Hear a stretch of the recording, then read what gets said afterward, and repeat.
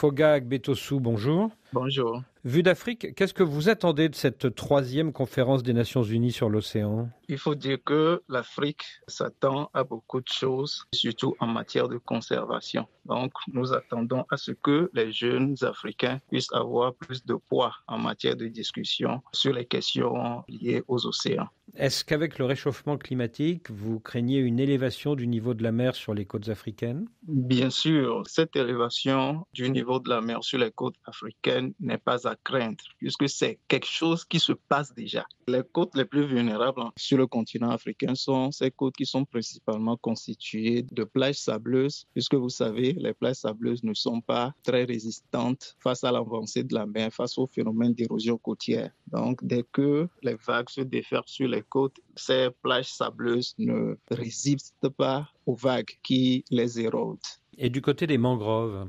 Oui, les mangroves aussi, comme les mangroves sont partie intégrante des systèmes côtiers, ces mangroves sont également menacées et du coup, elles perdent leur potentiel de résistance face aux inondations et aux phénomènes d'érosion côtière. Et qu'en est-il pour les îles au large du continent africain, notamment du côté de l'océan Indien ?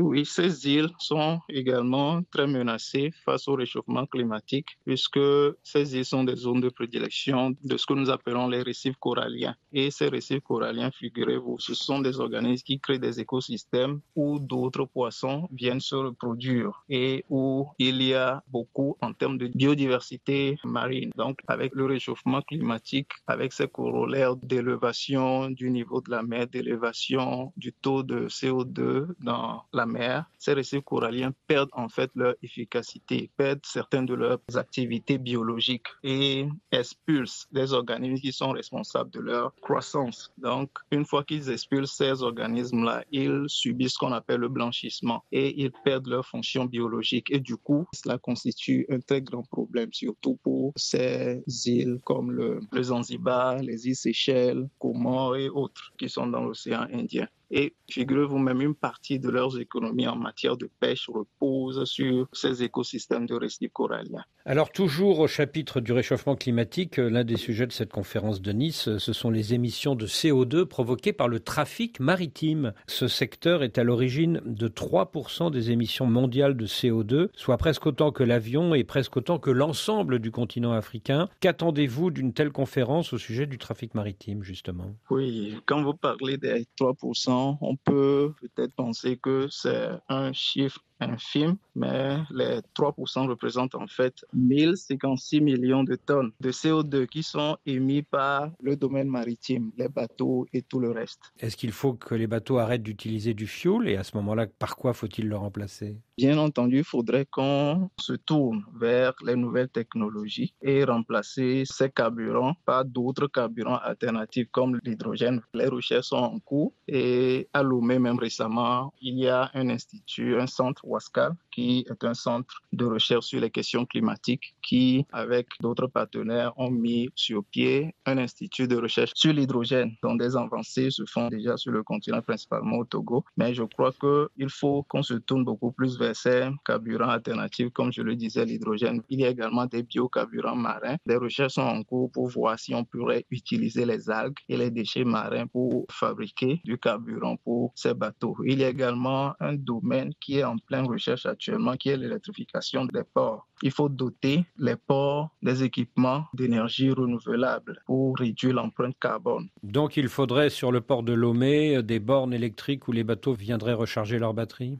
Exactement. Mais est-ce que ce n'est pas quelque chose qui va prendre des années et des années ? Oui, bien sûr que ça prendra des années, mais tout rêve commence par un pas. Donc, si nous ne faisons pas ce pas aujourd'hui, on risque de répéter les mêmes choses après 40 ou 50 ans. Lors de cette conférence, la France va proposer que les armateurs, les transporteurs maritimes payent une taxe carbone pour financer la transition énergétique, mais beaucoup de pays sont contre. Qu'est-ce que vous en pensez ? Oui, c'est toujours difficile quand on parle de taxes, mais je crois que si on explique bien le problème à ces pays africains, je crois qu'ils ne vont pas hésiter à le faire. Donc je crois que la grande tâche serait une action de sensibilisation à l'endroit de ces preneurs de décision.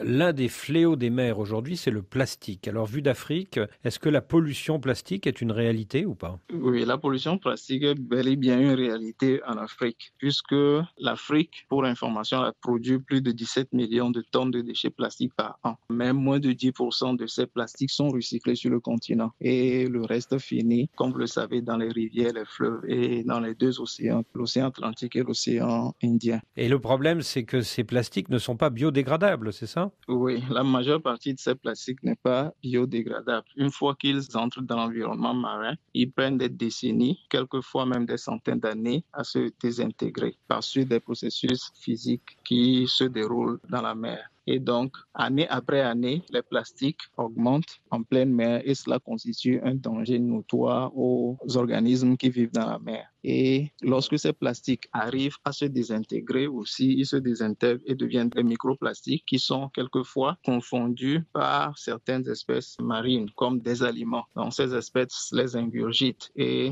tout cela finit sur nos tables lorsque nous consommons de ces espèces. Donc il y a des poissons qu'il ne faut plus manger, c'est ça?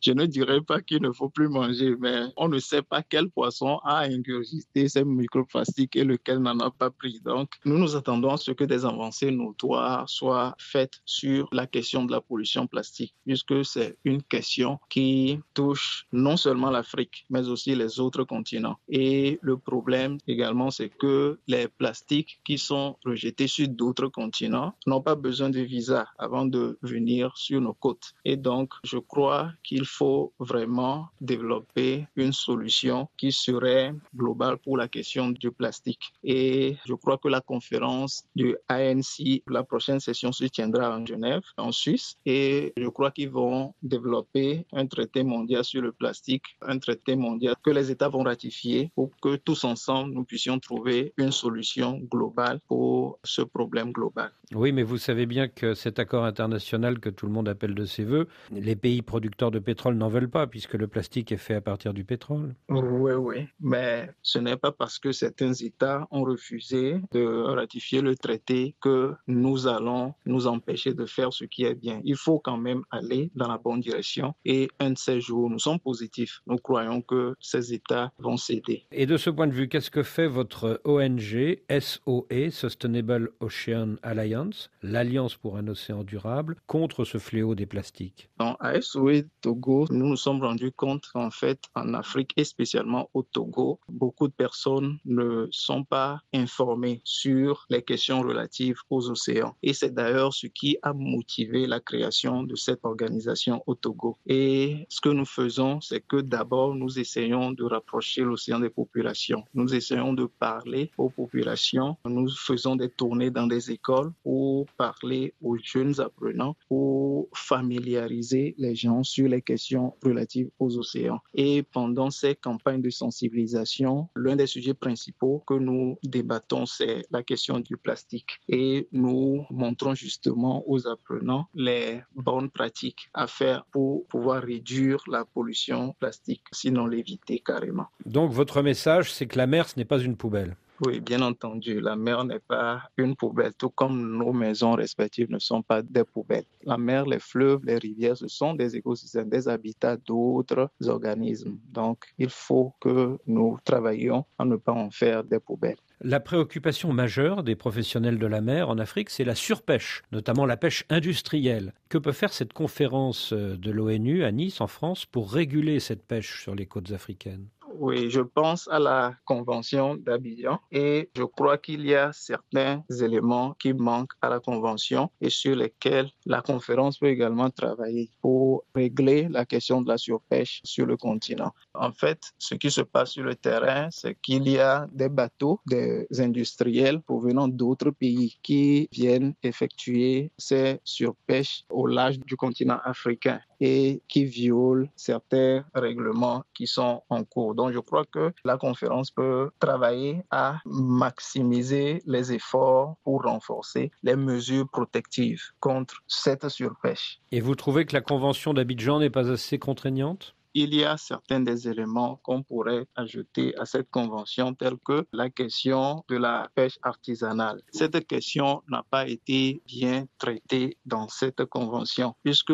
lorsque ces bateaux industriels font cette surpêche, ils sont en fait entrés en compétition avec la pêche artisanale. Et qui menacent la sécurité alimentaire dans nos pays. Un accord a été rédigé qui vise à contrecarrer et éliminer la pêche illégale. 64% des États côtiers du monde ont signé cet accord, ce qui veut dire qu'il reste 36% des pays qui ne l'ont pas signé, ce qui signifie qu'il y a de la résistance, non? Bien sûr, cette résistance provient principalement de ces pays qui trouvent un intérêt dans la surpêche. Quand je pense à la Chine, vous savez que même la Chine intervient au large de plusieurs pays africains. Au Ghana, même, la question est très cruciale. Je ne sais pas si vous avez déjà entendu parler du psycho-fishing. Donc, ce sont des Chinois qui viennent au large des côtes ghanéennes et qui font leurs activités de façon illicite et qui font même des transbordements, qui vendent des espèces juvéniles. Ils vont jusqu'aux espèces juvéniles, les vendent aux pêcheurs traditionnels qui reviennent les vendre sur les continents. Donc, je crois qu'au point où nous sommes arrivés, l'océan constitue beaucoup de potentialités que nous pourrons exploiter pour notre développement.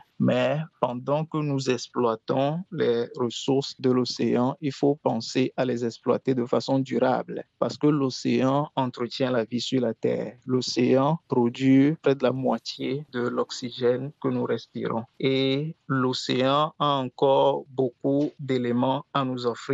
Et si nous nous précipitons à détruire ces ressources, nous risquons de ne pas avoir accès aux autres ressources que l'océan réserve pour nous. Donc, j'exhorte la population mondiale, j'exhorte les États à prendre des décisions qui iront à l'avantage de l'océan. Foga Agbetosu, je vous remercie. C'est moi qui vous remercie.